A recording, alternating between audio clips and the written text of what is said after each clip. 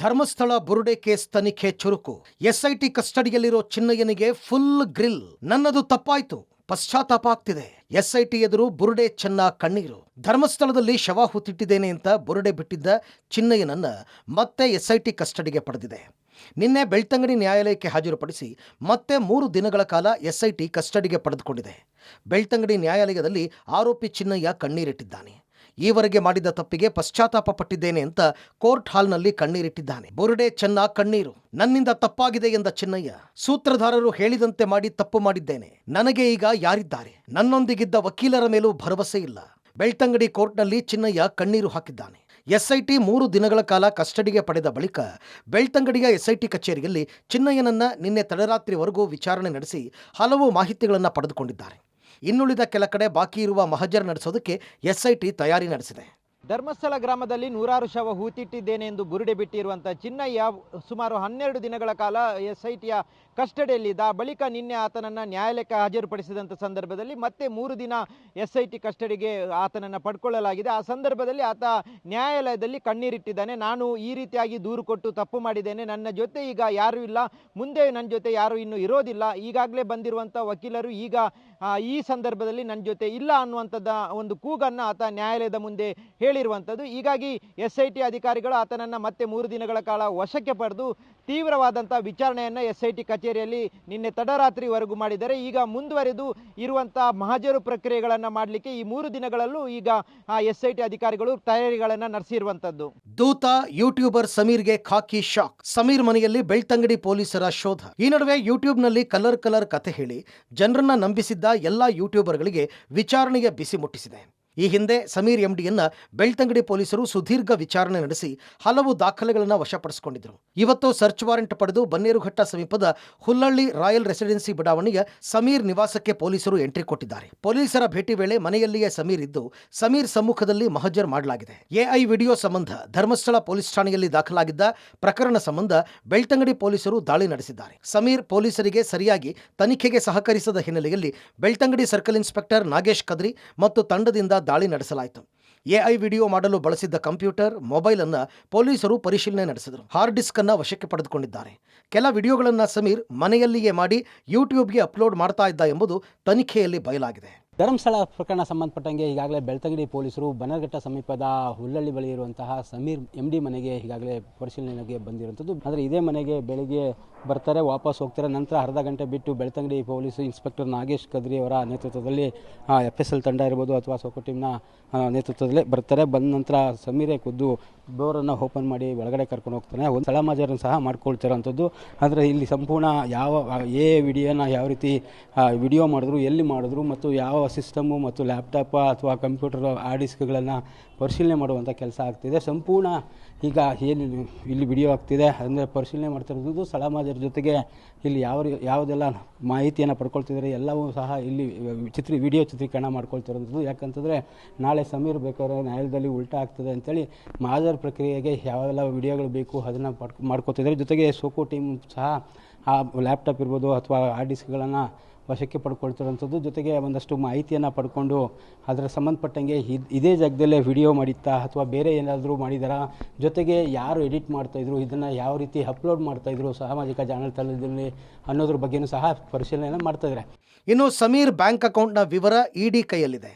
ಆದರೆ ಈವರೆಗೆ ಸಮೀರ್ಗೆ ಇಡಿಯಿಂದ ನೋಟಿಸ್ ಬಂದಿಲ್ಲ. ವ್ಯೂಸ್, ಲೈಕ್ಸ್ಗಾಗಿ ಫೇಕ್ ವಿಡಿಯೋ.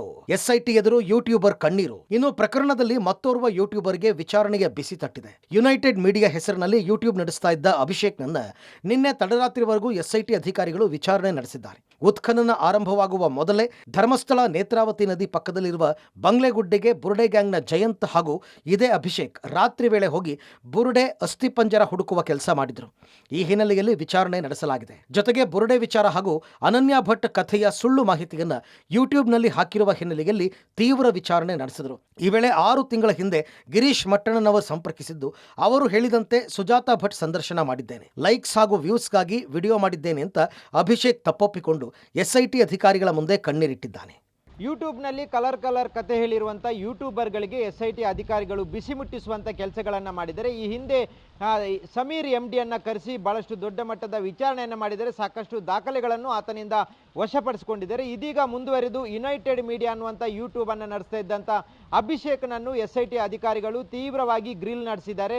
ಸಾಕಷ್ಟು ವಿಚಾರಗಳನ್ನು ಆತನ ಬಾಯಿಂದ ಹೊರಗೆ ಹಾಕುವಂಥ ಕೆಲಸಗಳನ್ನು SIT ಅಧಿಕಾರಿಗಳು ಮಾಡಿದ್ದಾರೆ. ಅದರ ಜೊತೆಗೆ ಆತ ಈ ಹಿಂದೆ ಈ ದೂರುದಾರ ಚೆನ್ನಯ್ಯ ಯಾವಾಗ ದೂರು ಕೊಡ್ತಾನೆ ಅದಕ್ಕಿಂತಲೂ ಮೊದಲು ಧರ್ಮಸ್ಥಳದ ನೇತ್ರಾವತಿ ನದಿ ತೀರದಲ್ಲಿರುವಂಥ ಬಂಗ್ಲಗುಡ್ಡೆಗೆ ಆತ ಹಾಗೂ ಜಯಂತ್ ಹೋಗಿ ಅಲ್ಲಿ ಅಸ್ಥಿಗಳನ್ನು ಹುಡುಕುವಂಥ ಕೆಲಸಗಳನ್ನು ರಾತೋರಾತ್ರಿ ಮಾಡಿದ್ರು. ಈ ಹಿನ್ನೆಲೆಯಲ್ಲಿ SIT ಅಧಿಕಾರಿಗಳ ಮುಂದೆ ಆತ ಕಣ್ಣೀರಿಟ್ಟಿದ್ದಾನೆ. ಇದು ನಾನು ಮಾಡಿರುವಂಥದ್ದು ತಪ್ಪಾಗಿದೆ ಅನ್ನುವಂಥ ತಪ್ಪೊಪ್ಪಿಗೆಯನ್ನು ಹೇಳುವುದರ ಮೂಲಕ ಆತ SIT ಅಧಿಕಾರಿಗಳ ಮುಂದೆ ಕಣ್ಣೀರನ್ನು ಇಟ್ಟಿದ್ದಾನೆ. ಸರ್ಕಾರ ತನ್ನ ತಪ್ಪು ಅರಿತುಕೊಳ್ಳಲಿ, ದೇಶದ್ರೋಹಿಗಳನ್ನ ಶೀಘ್ರ ಬಂಧಿಸಲಿ, ಸರ್ಕಾರಕ್ಕೆ ಬಿಜೆಪಿ ನಾಯಕರ ಆಗ್ರಹ. ಇನ್ನು ಬಿಜೆಪಿ ಧರ್ಮಸ್ಥಳದ ಪರವಾಗಿದೆಯೋ ಸೌಜನ್ಯಾಳ ಪರವಾಗಿದೆಯೋ ಅಂತ ಸಿಎಂ ಸಿದ್ದರಾಮಯ್ಯ ಹೇಳಿಕೆಗೆ ಪ್ರತಿಕ್ರಿಯಿಸಿರುವ ಬಿಜೆಪಿ ರಾಜ್ಯಾಧ್ಯಕ್ಷ ವಿಜಯೇಂದ್ರ, ಬಿಜೆಪಿ ಧರ್ಮಸ್ಥಳದ ಭಕ್ತರ ಪರವಾಗಿದೆ. ಈ ನಡುವೆ ಸೌಜನ್ಯ ತಾಯಿಯನ್ನ ಭೇಟಿ ಮಾಡಿ ಮಾತನಾಡಿದ್ದಾನೆ. ಆದರೆ ರಾಜ್ಯ ಸರ್ಕಾರ ಸಮೀರ್ಗೆ ಸಿಕ್ಕಿರುವ ಬೇಲ್ ಕ್ಯಾನ್ಸಲ್ಗೆ ಅರ್ಜಿ ಸಲ್ಲಿಸಿಲ್ಲ. ಈ ಬಗ್ಗೆ ಸಿಎಂ ಸಿದ್ದರಾಮಯ್ಯ ಏಕೆ ಮಾತನಾಡ್ತಾ ಇಲ್ಲ? ಸಮೀರ್ನಂತಹ ದೇಶದ್ರೋಹಿಯನ್ನ ಒದ್ದು ಒಳಗಾಕೋದಕ್ಕೆ ಆಗುತ್ತಿಲ್ಲ ಏಕೆ ಅಂತ ಮರು ಪ್ರಶ್ನಿಸಿದ್ದಾರೆ. ಇತ್ತ ಕೇಂದ್ರ ಸಚಿವ ಸೋಮಣ್ಣ ಸಹ ಕಿಡಿಕಾರಿದ್ದಾರೆ. ಸುಳ್ಳನ್ನ 1000 ಬಾರಿ ಹೇಳಿದರೂ ಅದು ಸುಳ್ಳೆ ಎಂಬುದು ಧರ್ಮಸ್ಥಳ ವಿಚಾರದಲ್ಲಿ ಸಾಬೀತಾಗಿದೆ. ಸರ್ಕಾರ ತಾನು ಮಾಡಿದ ತಪ್ಪನ್ನ ಈಗಲಾದರೂ ಅರಿತುಕೊಳ್ಳಲಿ ಎಂದಿದ್ದಾರೆ. ರಾಜ್ಯದ ಮುಖ್ಯಮಂತ್ರಿನ ವಿನಂತಿ ಮಾಡ್ತೇನೆ, ಆಗ್ರಹ ಮಾಡ್ತೇನೆ, ಇನ್ನೂ ಕೂಡ ಆ ಕೋಟ್ಯಾಂತರ ಭಕ್ತರ ಸಹನೆಯನ್ನ ತಾಳ್ಮೆಯನ್ನ ಪರೀಕ್ಷೆ ಮಾಡೋದಕ್ಕೆ ಹೋಗಬೇಡಿ. ನೀವು ಪ್ರಾಮಾಣಿಕರೇ ಆಗಿದ್ದರೆ ಯಾಕೆ ಸಮೀರ್ ಇವತ್ತು ಬೇಲಾಗಿದೆ ಅಂತೇಳಿ ಕೈ ಕೊಟ್ಕೊಂಡು ಕೂತಿದ್ದೀರಲ್ಲ, ನೀವು ನಿಜವಾಗ್ಲೂ ಕೂಡ ಪ್ರಾಮಾಣಿಕರೇ ಆಗಿದ್ರೆ ಸಮೀರ್ನ ಬೇಲ್ ಕ್ಯಾನ್ಸಲೇಷನ್ ಯಾಕೆ ಮೂವ್ ಮಾಡ್ತಾಯಿಲ್ಲ ನೀವು? ಹಾಗಾಗಿ ನಿಮ್ಮ ಪ್ರಾಮಾಣಿಕತೆ ಇದ್ರೆ ಫಸ್ಟ್ ಅವ್ನು ಬೇಲ್ ಕ್ಯಾನ್ಸಲೇಷನ್ ಮಾಡಿ ಒದ್ದು ಒಳಗಾಕಿ ಸರಿಯಾದ ರೀತಿ ತನಿಖೆ ಮಾಡಿ. 1000 ಸಾರಿ ಹೇಳಿದ್ರು ಸುಳ್ಳೆ ಅನ್ನೋದಕ್ಕೆ ಈ ಧರ್ಮಸ್ಥಳವು ಕೂಡ ಒಂದು ಉದಾಹರಣೆ ಆಗಿದೆ. ಆದ್ದರಿಂದ ಧಾರ್ಮಿಕವಾದ ಇಂಥ ಸ್ಥಳಗಳನ್ನು ಇನ್ನು ಮುಂದೆ ಯಾವುದೇ ವ್ಯಕ್ತಿಗಳು, ಯಾರೋ ಬಾಲಂಗೌಚಿಗಳು ಮತ್ತೊಬ್ಬರು ಮಗದೊಬ್ಬರು ಮಾಡ್ತಕ್ಕಂಥ ಕೆಲವು ದೂಷಣೆಗಳಿಗೆ, ಎಡಪಂಥೀಯರ ಕೆಲವು ಕುತಂತ್ರಕ್ಕೆ ಸರ್ಕಾರ ಬಲಿಯಾಗಬಾರ್ದು. ಯಾವುದೇ ಸರ್ಕಾರ ಇದ್ರೂ ಕೂಡ ಸರ್ಕಾರನೇ. ಏನು ಧರ್ಮಸ್ಥಳದಲ್ಲಿ ನೀವು ನಡ್ಕೊಂಡಿರೋದು ಇದೆಯಲ್ಲ, ಇದನ್ನು ಮುಂದುವರ್ಸೋದಕ್ಕಿಂತ ಹೆಚ್ಚಾಗಿ ಆಗಿರ್ತಕ್ಕಂಥ ಪಾಪಕ್ಕೆ ನೀವು ಪ್ರಜ್ಞೆ ಬಂದಿದೆ. ಇನ್ಮೇಲಾದರೂ ಅಲ್ಲಿ ಭಕ್ತರು ಹೋಗಿ ಪೂಜೆ ಗೀಜೆ ಮಾಡಿಕೊಂಡು ನೆಮ್ಮದಿಯಿಂದ ಬದುಕೋದಕ್ಕೆ ಒಂದು ದೊಡ್ಡ ಇತಿಹಾಸ ಇದೆ. ಇದನ್ನು ಮುಂದುವರ್ಸ್ಕೊಂಡು ಹೋಗೋದು ಒಳ್ಳೆಯದು. ಇನ್ನು ಧರ್ಮಸ್ಥಳದ ವಿರುದ್ಧ ನಡೆಯುತ್ತಿರುವ ಷಡ್ಯಂತ್ರವನ್ನು ವಿರೋಧಿಸಿ ದಾವಣಗೆರೆಯ ಸಾವಿರಾರು ಭಕ್ತರು ದಾವಣಗೆರೆ ಜನರ ನಡಿಗೆ ಧರ್ಮಸ್ಥಳದ ಕಡೆಗೆ ಶೀರ್ಷಿಕೆಯಡಿ ಯಾತ್ರೆ ನಡೆಸಿದರು. 50ಕ್ಕೂ ಹೆಚ್ಚು ಕಾರುಗಳು 2 ಬಸ್ಗಳ ಮೂಲಕ ಧರ್ಮಸ್ಥಳಕ್ಕೆ ತೆರಳಿದ್ದಾರೆ. ಒಟ್ಟಾರೆ SIT ಕಸ್ಟಡಿಯಲ್ಲಿ ಸೆಪ್ಟೆಂಬರ್ 6ರವರೆಗೆ ಇರುವ ಚಿನ್ನಯ್ಯನನ್ನ ಮತ್ತಷ್ಟು ವಿಚಾರಣೆ ನಡೆಸಲಿರುವ ಅಧಿಕಾರಿಗಳು ಕೆಲವೊಂದು ಮಹಜರನ್ನ ನಡೆಸಲಿದ್ದಾರೆ. ಇನ್ನೊಂದಷ್ಟು ಯೂಟ್ಯೂಬರ್ಗಳಿಗೂ ನೋಟಿಸ್ ನೀಡಿ ವಿಚಾರಣೆಗೆ ಕರೆಯಲಿದ್ದಾರೆ. ಒಟ್ಟಿನಲ್ಲಿ ಈ ಬುರುಡೆ ಪ್ರಕರಣ ದಿನಕ್ಕೊಂದು ತಿರುವುಗಳನ್ನು ಪಡೆಯುತ್ತಲೇ ಇದ್ದು ಮುಂದೇನಾಗುತ್ತೆ ಅನ್ನೋ ಕುತೂಹಲ ಎಲ್ಲರಲ್ಲಿದೆ. Sukpal, Public TV, Mangaluru.